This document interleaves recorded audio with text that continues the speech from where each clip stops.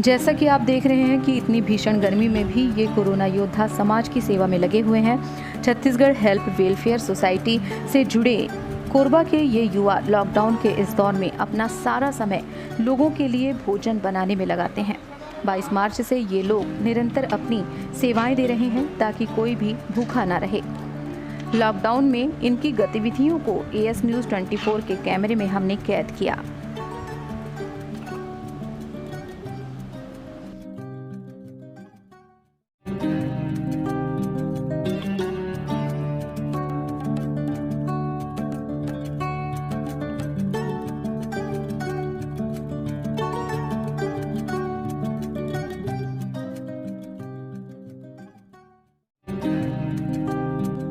नमस्कार दर्शकों, as news 24 में आप सभी का स्वागत है। मैं हूं सिमरन और आज मैं आपको मिलवाने जा रही हूं एक ऐसे शख्स से जो कि कोरोना योद्धा बनकर कोरबा में आगे दिखाई दे रहे हैं।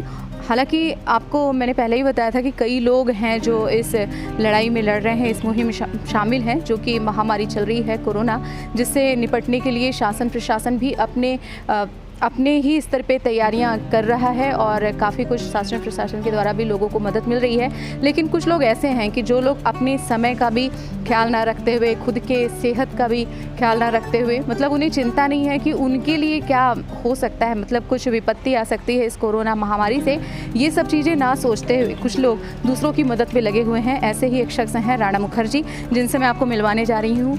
ये सिर्फ कोरोना में नहीं बल्कि पूरे साल भर ये सेवा में लगे रहते हैं, जहाँ तक मुझे मालूम है। तो चलिए इनसे बात करते हैं। तो राणा जी, ये बताइए कि आप ये जब ये लगा है लॉकडाउन जब से, तब से आपके यहाँ सेवा चल रही है? हाँ जी, ये शुरू से सेवा चल रही है। जिस दिन से लॉकडाउन शुरू हुआ तो जो गरीब मजदूरों और जो फंसे हुए बाहरी प्रवासी मजदूर थे, ऐसे लोगों के लिए सारे संस्था के कार्यकर्ताओं ने संकल्प लिया था कि जितने दिन तक लॉकडाउन की स्थिति बने रहेगी, ये भोजन सेवा भारत माँ की रसोई के नाम से चलाते रहेंगे। तो आप लोग को कभी डर नहीं लगता कि ये महामारी का दौर है और आप लोग बिल्कुल सुबह से लेकर रात तक काम पे लगे हुए हैं? किसी को तो आना पड़ेगा सामने। डर का वातावरण भी है, भ्रम का वातावरण भी है, लेकिन सामने आके अगर भूखमरी को नहीं मारे तो हमारे रहने का, हमारे समाज सेवा करने का कोई अर्थ नहीं निकलता। तो इस मुहिम में आपके साथ कितने लोग जुड़े हुए हैं?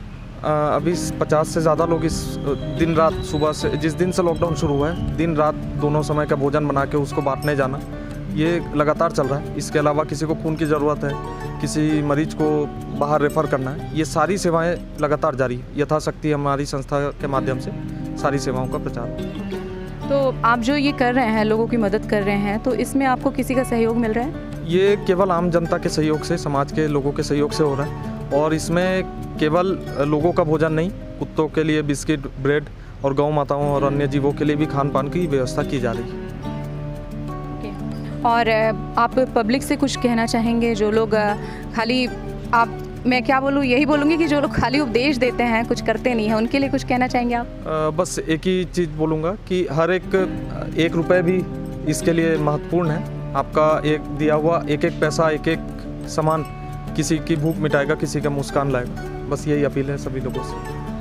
तो आपने सुना राणा मुखर्जी को, और जहाँ तक मुझे मालूम है कि ये सिर्फ अभी कोरोना महामारी पे ही लोगों की सेवा नहीं कर रहे, बल्कि ये सालों साल से कोरबा ज़िले में एक्टिव हैं और इनकी पूरी टीम काम करती है लोगों की मदद के लिए।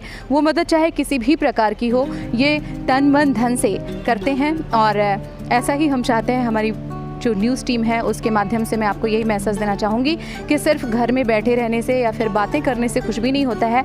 यदि हम एक पर्सन भी ये सोच लें कि हमें लोगों की मदद करनी है, दूसरे के काम आना है, तो हम बगैर किसी को दोष दिए हुए खुद भी काफ़ी कुछ कर सकते हैं, क्योंकि किया जा सकता है। और राणा मुखर्जी ने इस बात को साबित भी किया है, क्योंकि ये जब शुरू किया था इन्होंने, तो ये पहले अकेले ही थे। धीरे धीरे इनकी टीम काफ़ी आगे बढ़ गई, बहुत बड़ी टीम बनकर खड़ी हो चुकी है।